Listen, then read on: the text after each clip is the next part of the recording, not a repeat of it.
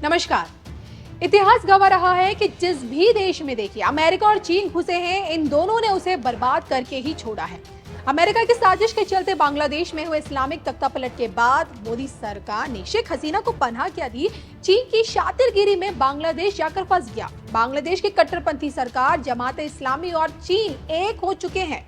तभी तो अब बांग्लादेश की धरती से हिंदू राष्ट्र को मिटाने का षड्यंत्र रचा जा रहा है। लेकिन क्या पीएम मोदी के जीते जी बांग्लादेश के रास्ते चीन 100 करोड़ हिंदुओं का बाल भी बांका कर पाएगा? क्या है पूरा का पूरा मामला, आइए आपको बताती हूँ अपनी इस खास रिपोर्ट में। जमात के रास्ते भारत को चोट पहुंचाने की साजिश। एक साथ आए चीन और जमात इस्लामी।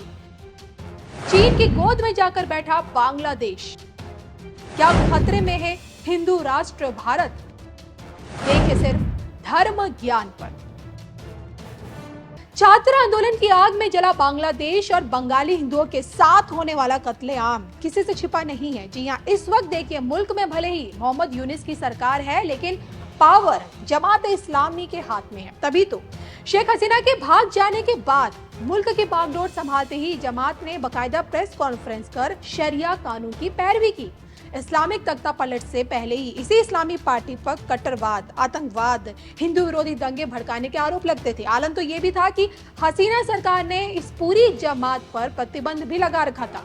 लेकिन हसीना सरकार के गिरने के बाद जमात इस्लामी पाक साफ हो गई, लेकिन उसके अंदर जो है ना, भारत के प्रति नफरत अब तक पनप रही है। तभी तो बांग्लादेश में उनके अंतरिम सरकार बन जाने के बाद भारत को उनके मसलों में टांग ना अड़ाने की उसने चेतावनी भी दी। मोदी सरकार को खुलकर कहा, हम एक दूसरे के पड़ोसी हैं, पड़ोसियों को इच्छानुसार नहीं बदला जा सकता है और ये एक ऐसी चीज है जिससे हम दोनों में से कोई भी इनकार नहीं कर सकता है। तो ये वही जमात इस्लामी है जो बंगाली हिंदुओं के कत्लेआम पर खामोश रही। ये वही जमात इस्लामी है जो मंदिरों में होने वाली तोड़फोड़ को रोक नहीं पाई। और ये वही जमात इस्लामी है जो बंगाली हिंदुओं के घर दुकान लूटने पर आंख बंद करके रखी। आज भले देखिए खुद को बंगाली हिंदुओं का हितैषी ये जमात वाली पार्टी बता रही है, लेकिन सच तो यही है कि जमात इस्लामी के कहने पर ही आंदोलन की चिंगारी भड़की और उसी भड़की चिंगारी में बंगाली हिंदू मौत की नींद सो गए। और आज देखिए चीन इसी जमात की तारीफों के पुल बांध रहा है। बांग्लादेश को हड़पने में लगा चीन जमात इस्लामी को सुव्यवस्थित बता रहा है। चीन दिखावे के लिए देखिए बांग्लादेश के विकास, प्रगति, समृद्धि की बात कर रहा है आज, लेकिन सच ये है कि बांग्लादेश के रास्ते चीन भारत को मिटाना चाह रहा है।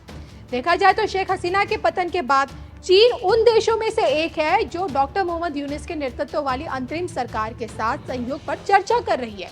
100 बात की एक बात ये निकल कर आती है कि चीन जमात के रास्ते बांग्लादेश में अपने पैर पसार रहा है।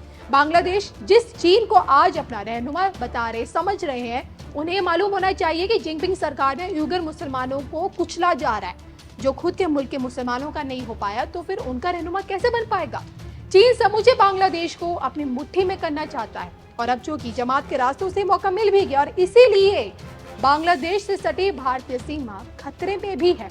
अफगानिस्तान और पाकिस्तान को बर्बाद कर चुका चीन अब बांग्लादेश के रास्ते हिंदू राष्ट्र को मिट्टी में मिलाने की साजिश सच में रच रहा है। लेकिन क्या पीएम मोदी के जीते जी ऐसा मुमकिन है? इस पर आप क्या सोचते हैं? कमेंट करके बताइएगा जरूर।